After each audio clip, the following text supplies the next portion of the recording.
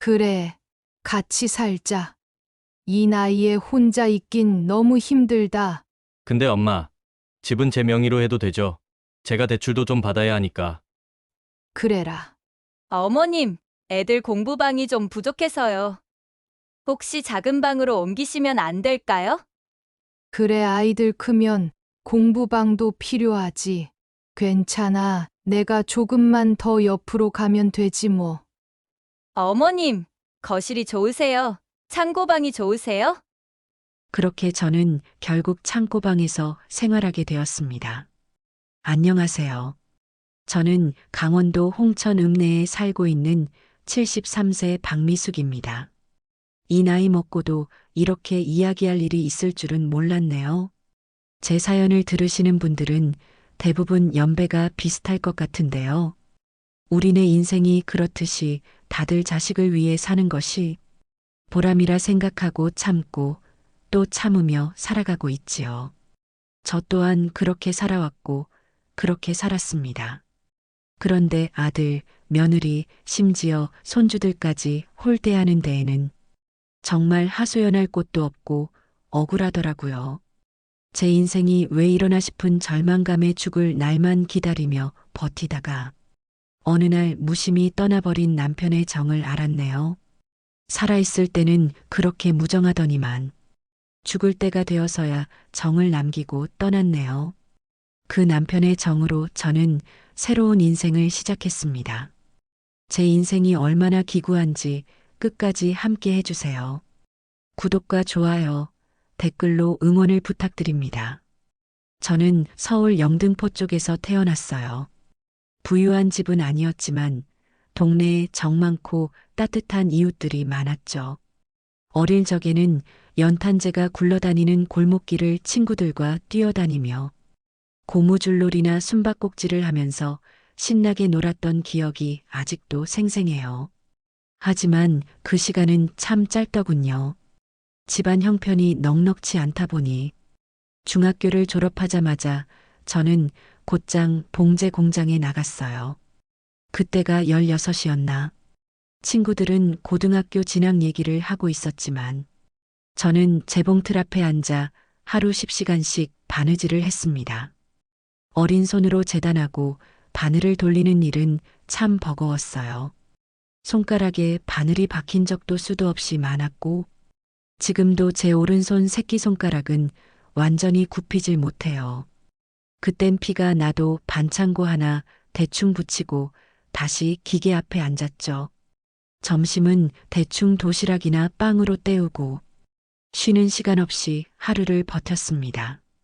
그렇게 몇 해를 일하다 23이 됐을 무렵 공장 일 도와주러 온 남편을 만났습니다. 키도 크고 말은 없었지만 손재주 좋고 눈치 빠른 사람이었어요. 처음엔 말도 잘 안 붙이고 무뚝뚝했지만 어느 날 제가 실수로 재단 원단을 뒤집은 걸 남편이 슬쩍 고쳐줬는데 그게 어찌나 고맙던지요. 그때 처음 그 사람에게 마음을 열었던 것 같아요. 결혼 후에도 생활은 만만치 않았습니다. 신혼여행도 제대로 못 갔고 첫 월세집은 화장실도 밖에 있는 반지하였죠. 하지만 우린 함께 일하면서 조금씩 기반을 다져갔습니다. 몇 년간 모은 돈으로 작은 봉제 공장을 인수하게 됐어요. 남편은 재단, 저는 봉제. 우리 둘은 정말 아침부터 밤까지 일만 했습니다. 그 시절이 어쩌면 인생에서 제일 치열하게 살았던 시간일지도 모르겠어요. 하루 종일 바느질을 하고도 밤이면 옷감 자투리 정리하고 미신기름 닦고 배는 늘 고팠고 어깨와 허리는 돌덩이처럼 굳어 있었지만 우리 둘은 뭔가를 이루고 있다는 자부심이 있었죠. 그러다 아들과 딸을 낳고 삶이 바뀌었어요. 이 아이만큼은 우리처럼 살게 하면 안 되겠다는 생각에 더 악착같이 살았습니다. 남편도 묵묵히 일에 집중했고 공장에서 점심으로 시켜 먹는 짜장면 하나로 하루를 견디는 날이 많았죠. 그래도 애들만큼은 잘 키우자는 마음 하나로 달렸어요. 봉제 공장은 30년 넘게 했습니다. 하지만 어느 순간부터 주문이 뚝 끊기기 시작했어요. 중국 제품들이 값싸고 대량으로 들어오면서 우린 하루아침에 일거리를 잃어갔죠. 일이 점점 줄어들고 적자까지 나면서 결국 저희는 공장을 접게 됐어요. 그때 제 나이가 63쯤 됐을 겁니다. 남편이 말하더군요. 이제 그만 쉬자. 고향으로 내려가자. 그 말에 저도 미련 없이 짐을 쌌어요. 서울에서 지친 마음을 달랠 수 있을 거란 생각이 들었거든요. 그렇게 내려온 곳이 바로 홍천이에요. 남편 고향이기도 했고 시골 마을이라 집값도 상대적으로 저렴했죠. 당시 우리가 가진 퇴직금과 공장 정리한 돈으로 홍천읍 내에 3층짜리 건물을 하나 샀습니다. 3층에 우리가 살고 1, 2층은 새놓아서 월세 수입으로 생활을 했죠. 홍천으로 내려와 처음 몇 해는 정말 마음이 편했어요. 서울에서 하루하루를 쫓기듯 살다가 이곳에 오니 시간이 천천히 흐르는 것 같더군요. 새벽이면 닭 우는 소리에 눈이 떠지고 창문을 열면 멀리 산자락에서 안개가 피어오르는 풍경이 그렇게 좋았어요. 처음엔 조금 낯설었지만 이내 이 고요함이 얼마나 소중한 건지 알게 됐죠. 시장도 걸어서 10분 거리고 가끔은 시장 통해서 만나는 이웃들이랑 수박 한 조각 나눠 먹으며 안부도 묻고 요즘 무가 비싸네, 배추값이 또 올랐네 하며 소소한 얘기 나누는 재미가 쏠쏠했어요. 이제야 사람 냄새 나는 곳에서 산다는 느낌이 들더라고요. 마당에 화분도 놓고 장독대 옆으로는 상추랑 고추 심어서 매일 아침 물 주는 게 일과였어요.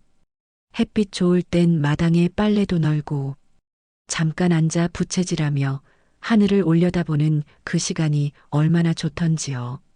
별거 아닌데도 그게 그렇게 여유롭고 평화로웠어요. 남편도 그다지 표현은 안 했지만 그런 삶을 좋아했던 것 같아요. 아침이면 묵묵히 나가서 동네 뒷산을 한 바퀴 돌고 오고 저녁엔 막걸리 한 병 사오면서 오늘은 누가 멧돼지 봤다더라 같은 이야기를 툭 던졌죠. 그리고 거실에 나란히 앉아 텔레비전 보는 게 우리 부부의 하루 마무리였어요. 비록 다정한 말은 없었지만 사람의 옆자리가 텅 비어 있다는 것만으로도 그게 얼마나 큰 허전함인지 지금은 알겠더군요. 그때는 몰랐어요. 그저 그렇게 늙어가는 게 부부인 줄로만 알았죠. 또 3층에 우리가 살면서 1층과 2층은 세를 놓았는데 세입자들과도 정이 들었어요. 1층엔 할머니 혼자 사셨고 2층엔 젊은 부부가 들어왔었는데 김장철엔 서로 김치도 나눠 먹고 명절이면 떡 한 접시 오가면서 인사도 주고받았어요. 새 들어 산다고 위아래 눈치 보지 않고 그저 사람 대 사람으로 어울릴 수 있었던 시절이었죠. 그 시절엔 돈이 많진 않았어도 마음이 편했어요. 누구 눈치 볼 것도 없고 아들한테 기대할 일도 없고 남편과 함께 우리 삶을 지켜가고 있다는 그 기분. 그게 진짜 내 집의 의미였어요. 삶은 예측할 수 없는 파도와 같다고 하죠. 잔잔한 행복 뒤에는 늘 거친 폭풍이 기다리는 것 같아요. 홍천으로 내려와 남편과 함께 맞이했던 평화로운 5년은 그 파도가 잠시 잠잠했던 시기였나 봅니다. 남편의 침묵이 깊어지고 몸이 말을 듣지 않기 시작했을 때 처음엔 그저 나이 탓이겠거니 했어요. 하지만 병원에서 들려온 루게릭병이라는 낯선 병명은 제 인생을 흔들었습니다. 손끝에서 시작된 떨림은 발의 힘을 앗아갔고 익숙했던 목소리는 점점 느려지고 희미해져 갔습니다. 나중에는 스스로 식사조차 할 수 없게 된 남편을 지켜보는 것은 고통이었어요. 매일같이 죽을 쓰고 약을 챙기고 기저귀를 갈며 밤늦도록 그의 미세한 숨소리 변화에도 심장이 내려앉는 듯 벌떡 일어나 확인하는 날들의 연속이었습니다. 하루하루가 전쟁이었고 몸은 점점 지쳐갔습니다. 마음은 허전함으로 가득 찼지만 남편은 끝내 제게 따뜻한 말 한마디 건네지 않았어요. 그토록 듣고 싶었던 미안하다는 말 한마디를 끝내 듣지 못한 채 작년 여름 새벽 조용히 숨을 거두었습니다. 고통스러운 표정이 아니었던 것이 그나마 다행이었지만 그날 이후 제 삶도 흔들리기 시작했습니다. 남편이 제게 사랑을 표현한 적은 거의 없었습니다. 하지만 그가 있었다는 존재감만으로도 버텨왔던 날들이었기에 그 존재가 사라지자 세상이 멈춘 것 같았습니다. 혼자 앉아 있으면 하염없이 눈물이 흘렀고 죽음조차 두렵지 않았어요. 그저 눕고 싶고 숨 쉬는 것조차 버거웠습니다. 병원에서는 우울증이라고 진단했지만 이 나이에 무슨 우울증이냐는 생각과 달리 제 몸은 이미 깊은 병에 걸려 있었어요. 그렇게 힘든 시간을 보내던 저를 보다 못한 딸이 몇 번이나 함께 살자고 권했습니다. 하지만 여수는 너무 멀었고 저는 이 홍천이라는 작은 동네와 익숙한 집을 떠나고 싶지 않았어요. 모든 것이 낯설고 두렵게 느껴졌습니다. 그러던 어느 날 아들에게서 전화가 걸려왔습니다. 서울에서 다니던 직장에서 구조조정을 당했다는 소식이었죠. 엄마, 회사에서 잘렸어. 애들 키우기 힘들어. 그 말이 자꾸만 귓가에 맴돌았습니다. 막막함 속에서도 아들을 향한 안쓰러움이 밀려왔어요. 며칠 후 아들에게서 다시 전화가 걸려왔어요. 그의 목소리에는 조심스러움과 함께 막막함이 섞여 있었죠. 엄마, 우리 홍천으로 내려가려고 해. 엄마가 사시는 집 1층이랑 2층 월세 놓고 우리도 거기서 다시 시작해 보려고 해. 회사도 정리되고 애들도 아직 어려서. 저는 아들의 목소리에서 느껴지는 불안감과 간절함에 마음이 아팠습니다. 서울에서의 직장을 그만두고 홍천까지 내려오려는 아들 내외의 어깨가 얼마나 무거울까 싶었죠. 1층과 2층을 월세 놓아 생활비에 보탤 수 있다는 말에 저도 모르게 고개를 끄덕였습니다. 아들과 며느리의 힘든 상황을 외면할 수 없었어요. 사실 처음에는 정말 많이 망설였습니다. 제가 이렇게 깊은 우울감에 빠져 지쳐 있는데 과연 가족들과 함께 산다고 해서 제 삶이 나아질까 하는 회의감이 컸거든요. 오히려 제가 짐이 될까봐 걱정되기도 했어요. 남편의 빈자리가 너무나도 크게 느껴졌고 하루하루가 외로움과 무기력함의 연속이었죠. 그저 누워만 있고 싶고 숨 쉬는 것조차 버거웠습니다. 결국 제가 먼저 용기를 내어 말했어요. 그래, 같이 살자. 이 나이에 혼자 있긴 너무 힘들다. 제 말에 아들은 잠시 머뭇거리는 듯 했지만 이내 안도하는 표정으로 그러자고 했습니다. 그러더니 아들이 조심스럽게 말을 꺼냈습니다. 근데 엄마, 집은 제 명의로 해도 되죠? 제가 대출도 좀 받아야 하니까.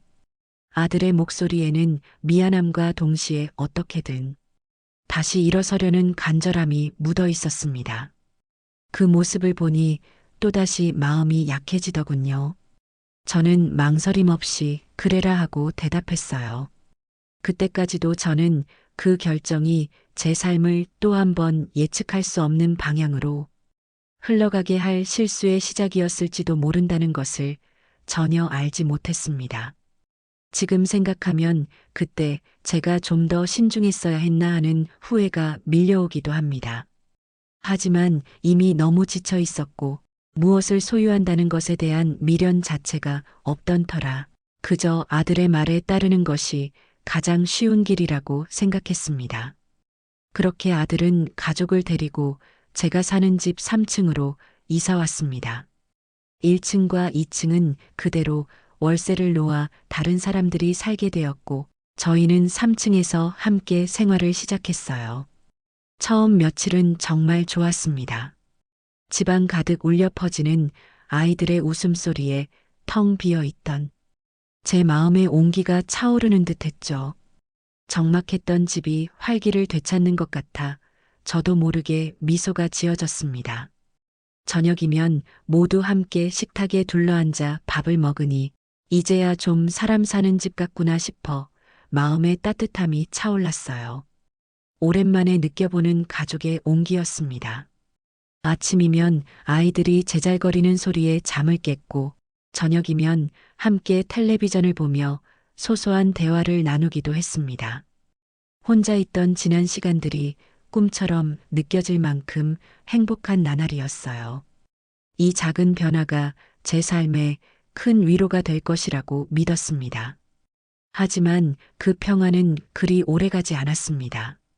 며느리는 집안일에 손 하나 까딱하지 않았어요.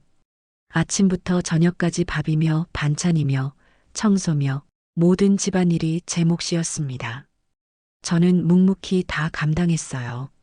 제가 움직여야 이 집이 덜 시끄러울 것이라고 생각했기 때문입니다.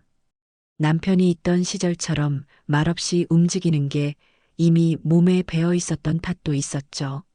늘 그래왔듯이 제 존재감을 최소화하며 조용히 지내는 것이 최선이라고 믿었던 겁니다. 혹시라도 제가 불평하면 아들 내외가 불편해할까봐 저는 그저 모든 것을 속으로 사겼습니다. 어쩌면 저 스스로가 자초한 일인지도 모른다는 생각이 들기도 했어요. 몸은 점점 지쳐갔지만 마음속으로는 이것이 가족을 위한 희생이다라고 되뇌며 버텼습니다. 누군가에게 하소연할 수도 없었고 그저 모든 것을 혼자 감당해야 하는 외로운 싸움이었어요. 처음에는 남편과 함께 썼던 넓고 익숙한 안방에서 지냈어요. 그 방에서 저는 남편과의 추억을 떠올리며 위로를 받기도 했습니다. 그런데 어느 날 며느리가 조심스럽게 말을 꺼냈습니다. 어머님, 애들 공부방이 부족해서요. 작은 방으로 옮기시면 안 될까요? 아들도 옆에서 아무 말 없이 고개만 끄덕였습니다. 그래, 아이들이 크니까 공부할 공간이 필요하겠지. 제 방이 작아진 만큼 아이들이 더 넓은 공간에서 꿈을 키울 수 있다면 그것으로 된 것이라 생각했습니다. 그런 생각에 저는 말없이 작은 방으로 짐을 옮겼어요. 제 오랜 흔적이 담긴 물건들을 정리하며 마음 한편이 아려왔지만 아이들을 위해서라면 괜찮다고 스스로를 달랬습니다. 넓었던 안방을 떠나 작은 방으로 옮겨오니 왠지 모르게 제 존재가 작아지는 것 같아 쓸쓸했어요. 하지만 아이들의 미래를 위한다는 생각으로 애써 감정을 다스렸습니다. 그리고 몇 달 뒤 또 말이 나왔습니다. 이번에는 며느리가 거실이 더 따뜻하고 텔레비전도 있으니 그쪽에서 주무시면 더 좋을 거라며 제안했죠. 이번에도 아들은 옆에서 침묵으로 동의를 표했습니다. 저는 또다시 짐을 꾸려 거실로 옮겼어요. 거실로 옮긴 그날 밤 아이들의 웃음소리, 텔레비전 소리, 그리고 밤늦도록 이어지는 아들 가족의 대화 소리에 저는 한숨도 잘 수 없었습니다. 차가운 거실 바닥과 낯선 소음 속에서 저는 극심한 외로움을 느꼈어요. 제 자리가 점점 사라지고 있다는 서늘한 기분이 들었죠. 마치 제 존재 자체가 점점 흐려지는 것 같았습니다. 편안했던 안방에서 작은 방으로 이제는 거실까지 점점 더 구석으로 밀려나는 듯한 느낌을 지울 수 없었어요. 잠 못 드는 밤마다 천장을 바라보며 한숨을 쉬었습니다. 언제까지 이렇게 흘러가는 대로 살아야 할까 하는 막막함이 밀려왔죠. 그러다 결국 지난 겨울 며느리의 마지막 제안이 들어왔습니다. 거실도 너무 복잡하고 답답하시죠? 창고방 정리해놨어요. 조용하고 어머님만의 공간이에요. 그 말과 함께 저는 마침내 창고방으로 들어갔습니다. 창문 하나, 선풍기 하나가 전부인 그 방은 한여름 땡볕에는 열기로 숨이 막혔고 겨울이면 이불 속에서도 손발이 꽁꽁 얼어붙는 곳이었어요. 한평 남짓한 그곳이 바로 며느리 말로 나만의 공간이었습니다. 창고방에 앉아 차가운 벽을 만질 때마다 제 삶의 온기가 모두 사라진 것만 같았습니다. 습하고 어두운 그 방은 제 마음처럼 춥고 외로웠어요. 창고방에 갇힌 듯한 느낌에 숨조차 제대로 쉴 수 없었습니다. 이것이 제가 선택한 삶의 끝인가 하는 비참함이 밀려왔어요. 저의 존재는 점점 더 왜소해지고 있었습니다. 그래도 저는 참았습니다. 얘들도 고생인데 내가 짐이 되면 안 되지. 그렇게 스스로를 달래며 매일을 버텼어요. 그러던 어느 날 손자가 친구에게 하는 말이 들렸습니다. 우리 할머니 방에서 이상한 냄새나. 그 말에 심장이 덜컥 내려앉는 듯한 고통을 느꼈습니다. 머릿속이 하얘지면서 온몸에 피가 식는 것 같았어요. 하지만 애들은 원래 솔직하니까 하며 억지로 스스로를 또 설득했죠. 그 아이들의 천진난만한 말이 비수가 되어 가슴에 박혔지만 저는 아무렇지 않은 척 했습니다. 그저 괜찮은 척 웃어 보일 뿐이었어요. 제 존재 자체가 아이들에게 불편함을 주는 것은 아닐까 하는 생각도 들었습니다. 여수에 사는 딸은 가끔 전화를 걸어 제 안부를 묻습니다. 엄마, 괜찮아? 안 외로워? 그럴 때마다 저는 애써 밝은 목소리로 똑같이 대답해요. 괜찮아. 오빠랑 며느리가 나 잘 챙겨줘. 사실은요, 이 창고방이 너무나도 답답했습니다. 이런 이야기를 한다고 해서 과연 무엇이 달라질까 싶었습니다. 그저 참고 조용히 사는 것이 이 나이 든 사람의 역할이라고 믿었어요. 차가운 창고방에서 추위에 떨면서 자는 것도 혹시라도 제 말 때문에 아들과 며느리에게 짐이 될까봐 입을 열 수 없었습니다. 이 넓은 집에서 저는 점점 더 작아지고 외로워지고 있었어요. 그런데 이 모든 상황의 시작은 남편이 세상을 떠난 이후 유산을 아직 정리하지 못하고 있었기 때문이기도 했습니다. 남편이 세상을 떠났을 때 정확한 유언장이나 상속 계획을 남기지 않았어요. 평소에도 말이 없는 사람이었지만 오랜 병치레를 하다가 세상을 떠났기에 남은 통장, 보험, 예금, 부동산 같은 것들을 제가 혼자서 감당하기가 너무 어려웠죠. 복잡한 서류 절차와 명예 이전 같은 일들은 제게 너무나도 버거웠습니다. 어디서부터 손을 대야 할지 막막하기만 했어요. 그저 모든 것이 부담스럽고 귀찮게 느껴졌습니다. 무엇보다 저는 깊은 우울증에 시달리고 있었습니다. 남편이 오랜 병치레 끝에 세상을 떠나고 집에 혼자 있는 시간이 길어지면서 제 마음은 뻥 뚫린 것처럼 무기력해졌어요. 그저 누워만 있고 싶었고 죽음이 무섭지도 않고 숨 쉬는 것조차 귀찮을 정도였습니다. 온몸에 힘이 쭉 빠지고 아무것도 하고 싶지 않았어요. 그러니 유산 정리 같은 건 감히 손도 못 댔던 겁니다. 그냥 이 모든 것을 놔두고 싶었어요. 나도 이젠 이 세상에서 떠날 때가 되었구나. 그런 생각이 하루에도 몇 번씩 제 머릿속을 맴돌았죠. 삶의 의욕 자체가 사라진 상태였습니다. 매일 밤 눈을 감으면 남편의 모습이 아른거렸고 낮에는 그저 멍하니 앉아 시간을 보냈습니다. 그러던 어느 날 홍천으로 내려온 아들이 조심스레 말을 꺼냈습니다. 엄마, 아버지 유산도 그렇고 집 관리도 그렇고 이제 정리 좀 해요. 보험도 있고 은행 적금도 있고 그냥 우리 이름으로 해놓을게요. 그래야 엄마도 편하고 나랑 누나랑도 일 처리하기 수월해. 아들의 말에 저는 처음엔 아무 말도 못했어요. 괜히 재산 때문에 내려온 건가 싶어서 가슴이 먹먹하고 서운함이 밀려왔습니다. 하지만 곁에서 딸도 조용히 말을 보탰습니다. 엄마, 그냥 명의만 우리 둘 이름으로 해두는 거야. 엄마는 계속 여기서 지내고 우린 엄마 부담 덜어주자는 거지. 딸의 말에 저는 조금 안심이 되었습니다. 어쩌면 이것이 제가 짊어진 짐을 덜어내는 방법일지도 모른다는 생각이 들었죠. 그 말에 저는 또다시 그래라 하고 대답했습니다. 이 나이에 제가 뭘 더 가지겠다고 굳이 내 것이라고 우겨서 아이들과 마음 상할 일 만들고 싶지 않았어요. 솔직히 말하면 이미 너무 많이 지쳐 있었고 무엇을 소유한다는 것에 대한 미련 자체가 없었습니다. 재산이 어떻게 되든 지금 이 고통스러운 마음이 조금이라도 나아질 수 있다면 그것으로 충분하다고 생각했죠. 그날도 여느 때와 다르지 않게 하루를 시작했어요. 점심을 먹고 집안 청소를 하고 있었습니다. 모르는 번호로 전화 한 통이 걸려왔어요. 처음엔 광고 전화겠거니 하고 넘기려다가 왠지 모르게 받아야 할 것 같은 기분이 들었습니다. 조심스럽게 전화를 받자 상대는 또렷한 목소리로 자신을 소개했어요. 안녕하세요. 강릉에 있는 법률사무소 김진우 변호사입니다.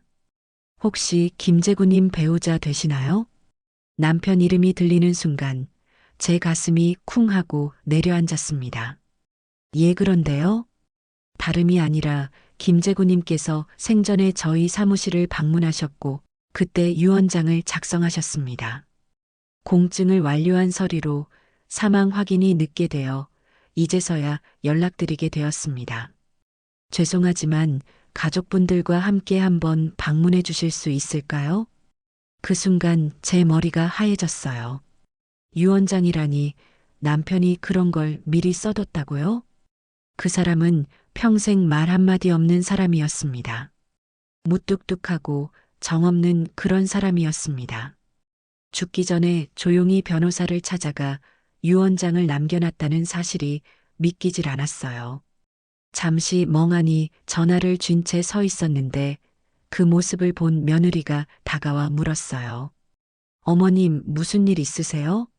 저는 입술을 달싹이며 겨우 말했죠.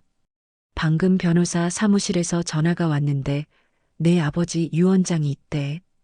그 말에 며느리 얼굴이 하얗게 질려갔습니다. 여보, 잠깐만 와봐.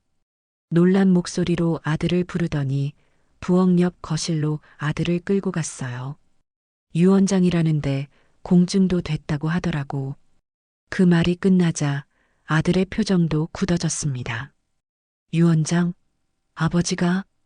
그날 오후 젊는 남자가 직접 집으로 찾아왔습니다. 수트 차림에 검은 서류 가방을 든 단정한 청년이었어요. 그 청년은 조심스럽게 명함을 내밀며 말했습니다.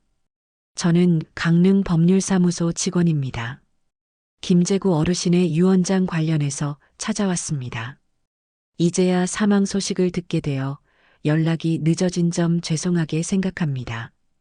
우리 아버지를 어떻게 아시죠? 아들이 의심스러운 눈으로 물었죠. 변호사는 차분하게 대답했습니다. 저희 변호사님 부친과 고인께서 고향 친구셨습니다. 몇 년 전 어르신께서 저희 사무실을 찾아오셔서 직접 유언장을 작성하셨고 공증도 모두 마쳤습니다. 이건 유가족들 모두가 함께 보시는 게 좋을 것 같아서 방문 요청드린 겁니다. 아들, 며느리, 딸까지 모두 말이 없었습니다.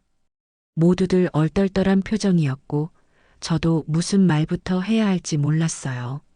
집안에는 팽팽한 긴장감이 감돌았습니다. 아들은 여전히 의심스러운 눈초리로 그 남자를 훑어보았고 며느리는 불안한 듯 입술을 깨물었어요. 딸은 그저 멍하니 앉아 있었습니다. 저는 그저 남편이 죽기 전에 변호사를 만났다는 사실조차 믿기지 않아 멍한 상태였습니다. 그날 밤 집안은 조용했습니다.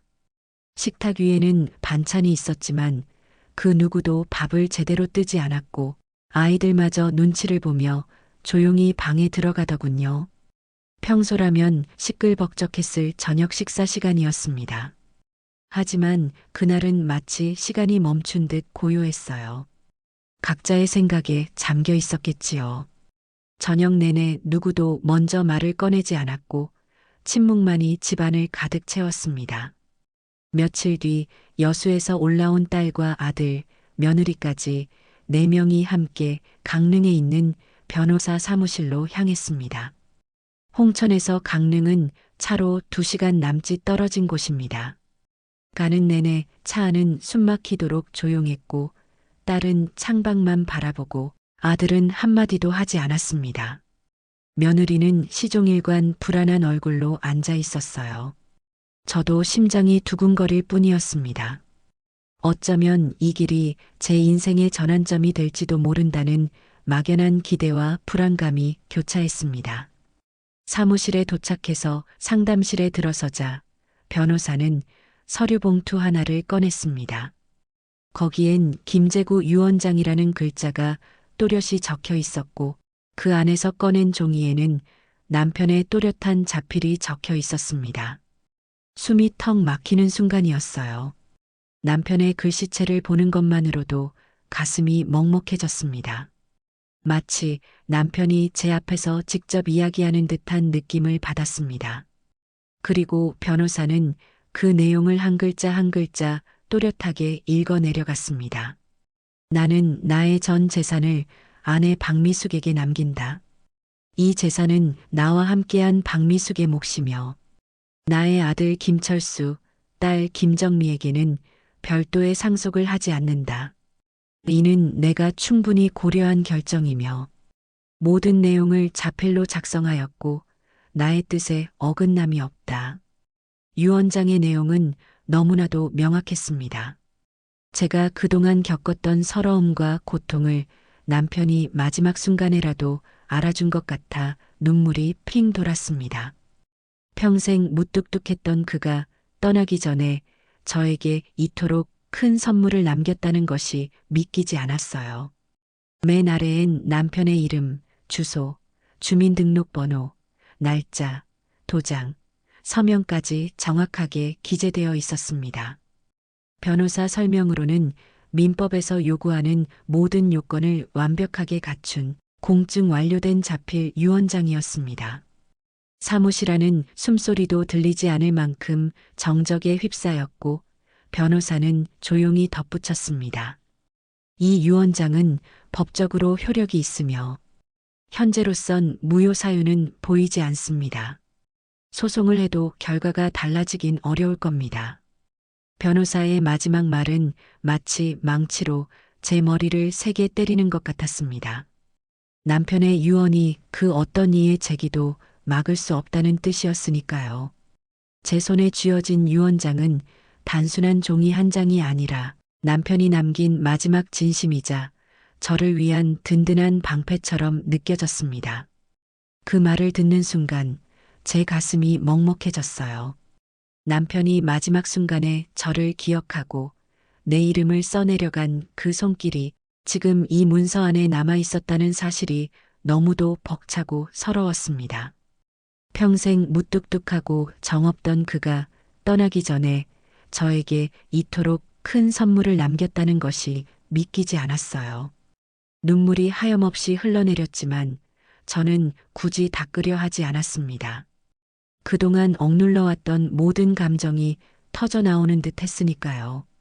이제 더 이상 창고방에 머물지 않아도 되는 걸까 하는 희미한 희망이 생겨났습니다. 그저 조용히 참고 살아야만 했던 제 삶의 한 줄기 빛이 비추는 듯 했습니다.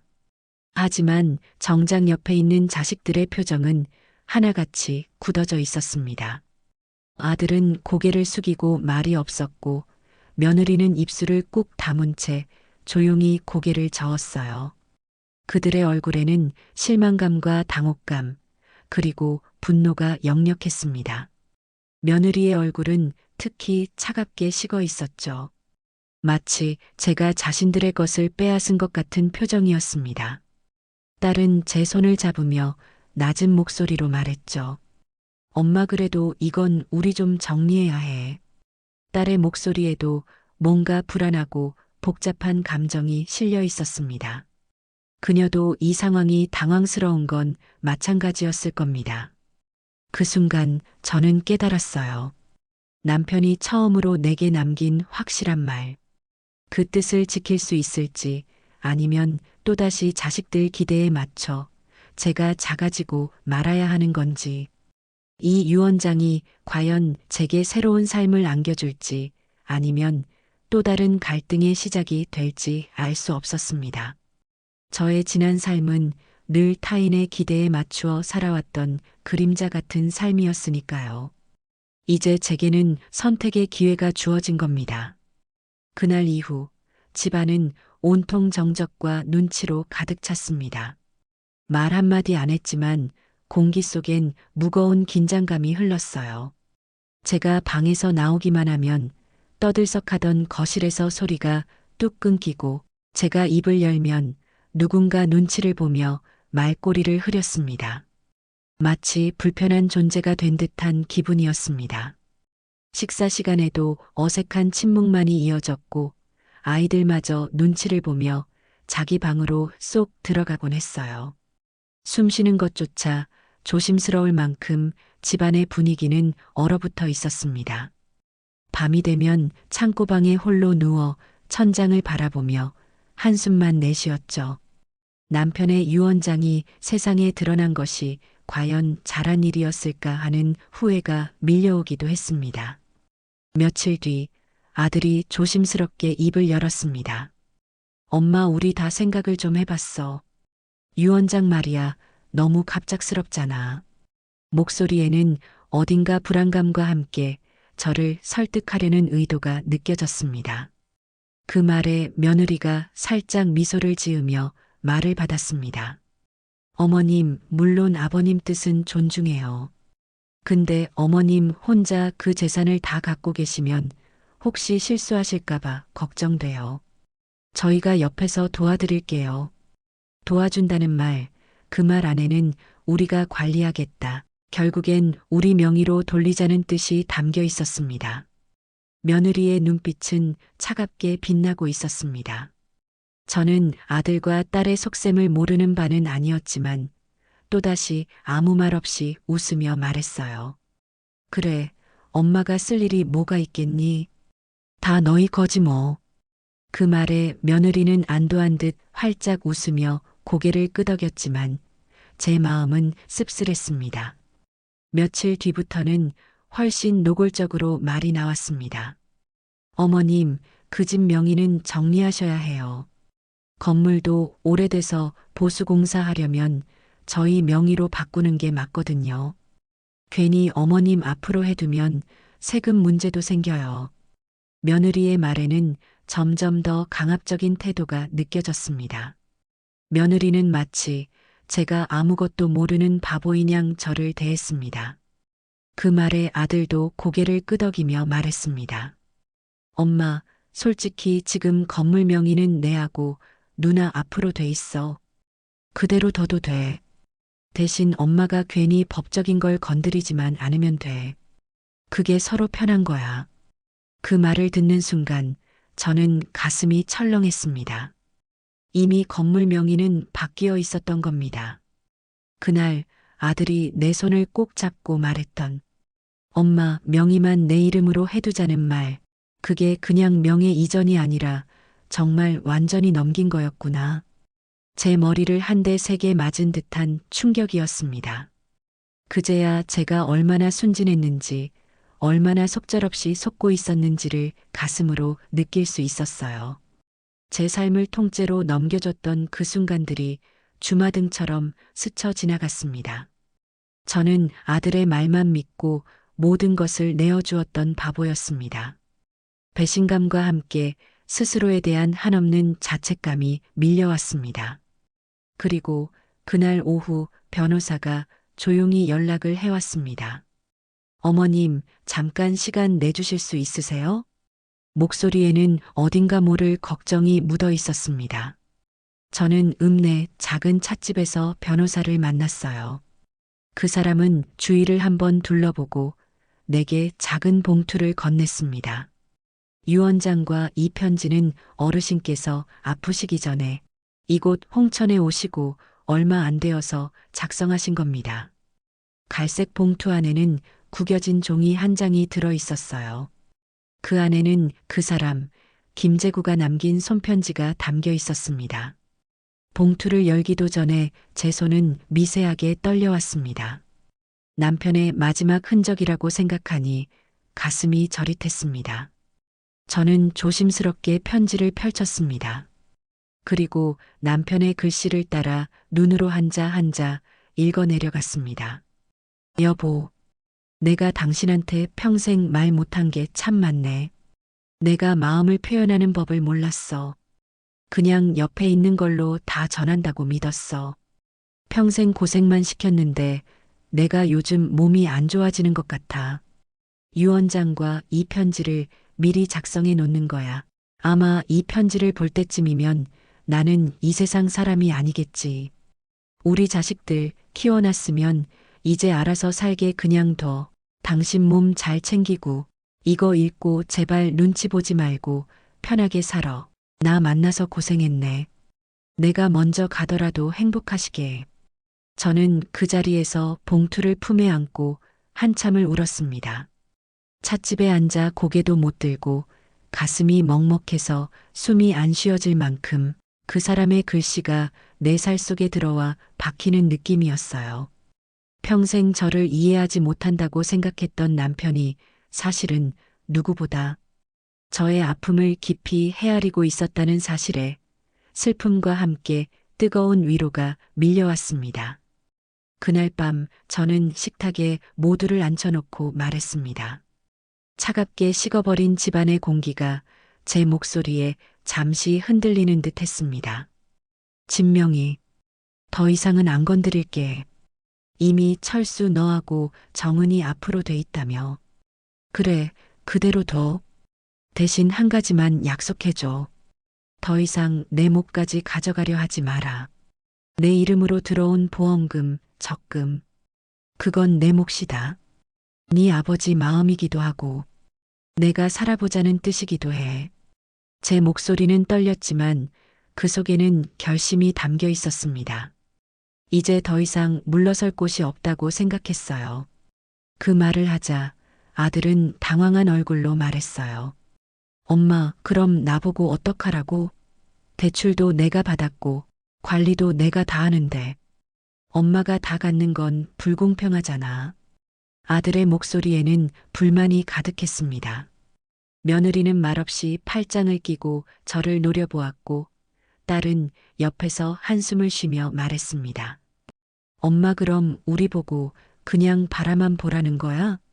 그들의 표정은 마치 제가 큰 잘못이라도 저지른 듯 했습니다. 저는 조용히 고개를 끄덕였어요. 그래, 이번만큼은 나도 내 몫을 챙기고 싶다. 미안하지만 이번엔 엄마 인생 좀 살아볼란다. 그 말을 하고 방으로 들어와 작은 가방을 꺼냈습니다. 저는 깊은 한숨을 내쉬며 방으로 들어섰어요. 낡았지만 저에게는 전부인 작은 가방을 꺼냈죠. 제 손때가 묻어 반질거리는 가방을 여니 쾌쾌한 냄새가 났지만 개의치 않았어요. 어차피 이제 다 끝나고 새로운 시작이니까요. 옷 몇 벌과 남편이 남긴 편지. 가방 안에는 꼬깃꼬깃 접힌 옷 몇 벌이 전부였어요. 그리고 그 아래 남편이 남긴 편지가 고이 놓여 있었죠. 오래된 종이였지만 저에게는 어떤 명품보다도 소중했어요. 그리고 서랍 깊숙이 숨겨둔 통장과 도장도 챙겼습니다. 가장 중요했던 건 이거였어요. 서랍 깊숙이 아이들도 모르게 숨겨둔 통장. 혹시라도 잃어버릴까봐, 누가 가져갈까봐 매일 밤 잠 못 이루며 확인했던 통장이었죠. 그게 제 인생의 마지막 희망이자 새로운 시작을 위한 전부였어요. 저는 가만히 앉아 두 손으로 편지를 다시 펼쳐보았어요. 저는 침대 끝에 털썩 주저앉아 두 손으로 남편의 편지를 다시 펼쳤어요. 늘 그랬듯 조심스럽게 한 글자 한 글자 눈에 담으려고 애썼죠. 눈치 보지 말고 편하게 살아. 가장 마지막 문장, 그 짧은 문장이 가슴에 파도처럼 밀려왔습니다. 남편의 목소리가 들리는 듯 했어요. 잊고 살았던 제 이름 석자를 남편이 불러주는 것만 같아서 울컥했죠. 그러고는 바로 떠나려 했죠. 그래, 이제 떠나자. 더 이상 미룰 수 없어. 저는 결심했어요. 이제 정말 떠나야 해. 이 모든 굴레에서 벗어나 나만의 삶을 살아야 해. 가방을 들고 문을 나서려 했죠. 근데 문득 창밖을 보니 어느새 날이 저물고 있었고 컴컴해져 있었습니다. 거실에서는 아이들이 게임 삼매경에 빠져 깔깔거리고 있었고 며느리는 소파에 비스듬히 누워 휴대폰으로 쇼핑을 하고 있더군요. 그 풍경이 낯설지도 않았어요. 늘 그랬으니까요. 제가 이 집에서 살아온 지난 세월 동안 이 모습은 한 번도 변하지 않았으니까요. 그들의 행복한 모습, 평화로운 일상을 보니 발걸음이 떨어지지 않았죠. 그리고 저는 결국 그날 떠나지 못했습니다. 바보같이요. 왜 그랬을까요? 수십 번, 수백 번을 되뇌어도 알 수 없었어요. 그 모든 상황이 저를 붙잡았고 저는 또다시 약한 모습을 보이고 말았죠. 그렇게 한 달이 흘렀습니다. 멍하니 하루하루를 보내다 보니 시간은 어느새 한 달이나 지나 있었어요. 한 달 동안 제 삶은 아무것도 달라지지 않았습니다. 아니, 오히려 더 나빠졌죠. 마음먹고 떠나려 했던 결심은 흐지부지 사라졌고 저는 다시 원래의 자리로 돌아왔어요. 더 깊은 수렁에 빠진 기분이었죠. 한 달 전과 비교하면 훨씬 더 나빠졌다고 단언할 수 있었어요. 아들과 며느리는 남편의 유언장이 공개된 이후 계속 저를 창고방에 완전히 밀어넣었습니다. 마치 제가 없는 존재인 양 그림자 취급을 했죠. 저는 이 집의 가장 윗사람이 아닌 불편한 동거인 취급을 받고 있었어요. 어느 날 며느리가 제 방문을 벌컥 열며 말했어요. 어머님, 방 정리 좀 잘해주세요. 짐이 많아서 벌레가 생기잖아요. 그 말에 저는 아무 말도 할 수 없었어요. 제 짐이라곤 낡은 옷까지 몇 벌이 전부인데 대체 무슨 짐이 많다는 건지. 그저 제가 불편하다는 말을 돌려 하는 것이겠죠. 또 다른 날에는 제 이불을 보더니 혀를 찼죠. 이불은 너무 오래 쓰셨어요. 냄새가 좀 나는 것 같아요. 제가 평생을 덮어온 이불인데 냄새가 난다는 말에 어이가 없었습니다. 그들의 눈에는 제가 그저 낡고 쓸모없는 존재로 보였을까요? 제가 방에 있다가 거실로 나오면 그들은 언제나 그랬듯이 조용해졌어요. 왁자지껄하던 말소리가 뚝 끊기고 마치 제가 투명인간이라도 된 듯이 저를 없는 사람 취급했죠. 손주들은 저를 피해 도망치듯 방으로 들어갔어요. 창고방은 여전히 숨막히게 더웠습니다. 제 몸은 점점 쇠약해져 갔죠. 손가락 관절은 점점 더 굳어가서 밥숟가락 들기도 힘들었고 무릎도 자꾸 붓고 시큰거려 걸을 때마다 통증이 심했어요. 하지만 제가 신음이라도 내면 며느리는 꼭 그렇게 말했어요. 병원이라도 다녀오세요. 하고 지나가는 투로 이야기했습니다. 집안일은 여전히 제 몫이었습니다. 아침밥, 점심밥, 저녁밥, 화장실 청소, 빨래, 분리수거까지 이 모든 것이 마치 제 업보인 양 저에게만 주어진 일이었죠. 며느리는 손 하나 까딱하지 않았어요. 가끔씩 허리가 끊어질 듯 아파서 한동안 눕고 싶은 날도 있었지만 누구도 저를 도와주지 않았어요. 어느 날 며느리는 태연하게 말했습니다. 어머님, 다음 달 애들 학원비가 좀 부담돼요. 적금 있으시다면서요. 그거 좀 쓰시면 안 될까요? 마치 제 돈이 자기들 돈인 양 너무나도 당연하게 말하는 며느리의 말에 저는 할 말을 잃었어요. 저는 속으로만 울분을 삼켰어요. 며칠 뒤엔 아들이 저를 찾아왔어요. 엄마, 보험금 좀 꺼내줘요. 요즘 금리도 낮고 괜히 놔뒀다가 손해봐. 엄마가 지금 돈 쓸 일은 없잖아. 아들의 말에 제 가슴은 무너져 내렸어요. 제 유일한 희망인 보험금마저 가져가려 하다니요. 자신들의 이익만을 생각하는 아들의 모습에 저는 깊은 배신감을 느꼈어요. 저를 생각하는 척하지만 결국은 저의 돈에 눈독을 들이는 것이었죠. 그 말들을 듣는 순간 내 머릿속엔 딱 한 사람이 떠올랐습니다. 젊은 변호사라면 도와줄 수 있을 것 같았어요. 그리고 남편이 남긴 편지, 그 한 문장이 다시금 제 뇌리를 스쳤어요. 눈치 보지 말고 편하게 살아. 그 글귀가 자꾸 떠올랐어요.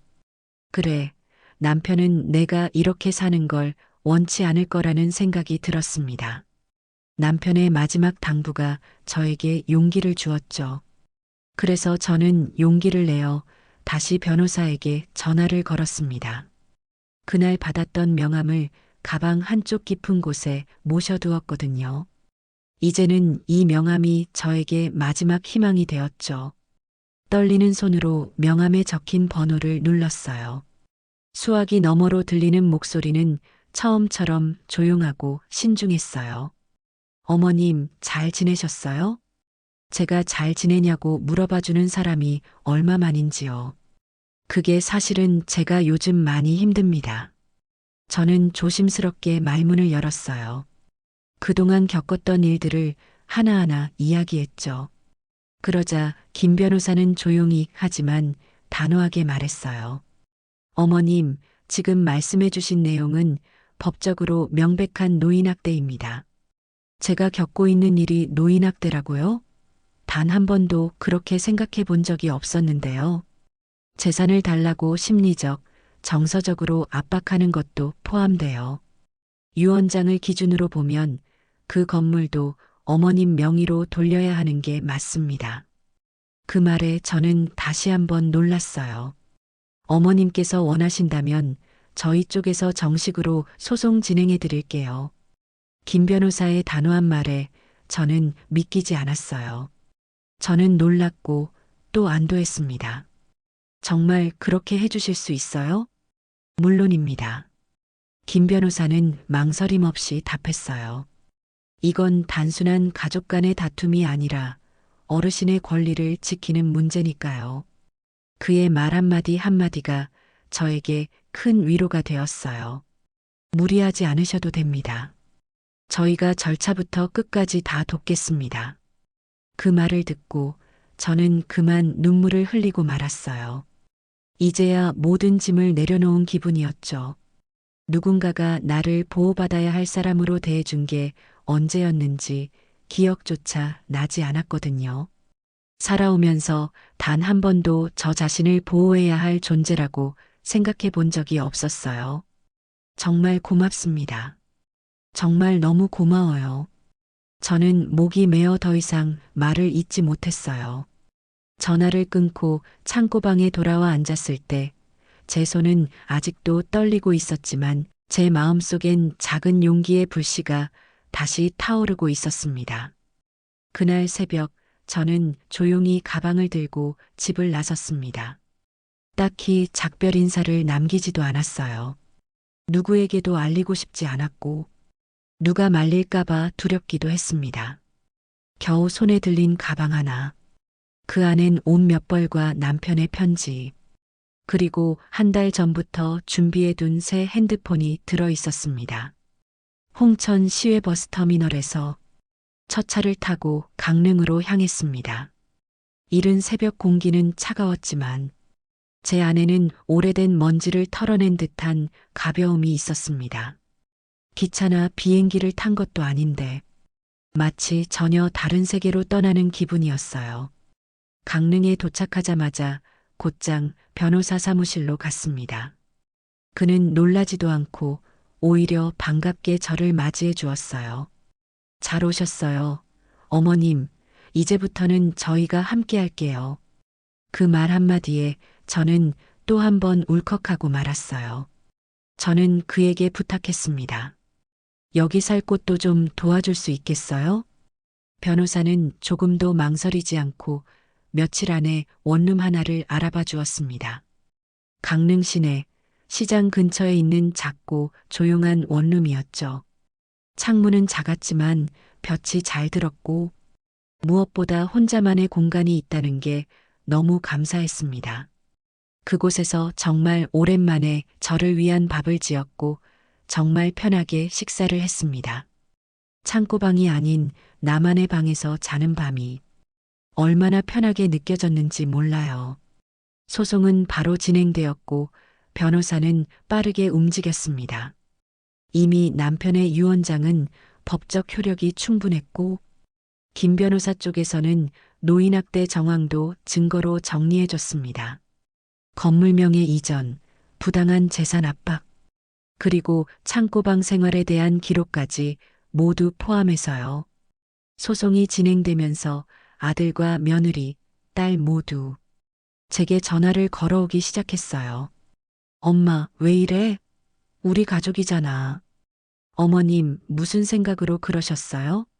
엄마, 당장 연락 줘. 이건 너무한 거 아니야? 하지만 그 모든 전화는 더 이상 제게 닿지 않았습니다. 저는 그 후 핸드폰 번호를 바꿨고 기존 번호는 해지해버렸습니다. 마음이 아프지 않았다면 거짓이겠죠. 제가 낳은 자식들이 결국 저를 이해하지 못하고 끝까지 내 목조차 탐하려 했다는 게 참 쓰렸습니다. 하지만 그렇기에 더더욱 저는 그들에게 돌아갈 수 없었어요. 변호사와 상의 끝에 결국 건물을 매각하기로 했습니다. 더 이상 그 건물에 대한 미련도 소유욕도 없었고 무엇보다 그 건물이 내게 준 기억들은 돌이킬 수 없이 아팠으니까요. 건물은 생각보다 높은 가격에 팔렸습니다. 남편과 함께 20년 넘게 운영했던 봉제 공장이 이젠 제 삶의 새로운 시작이 되어준 셈이죠.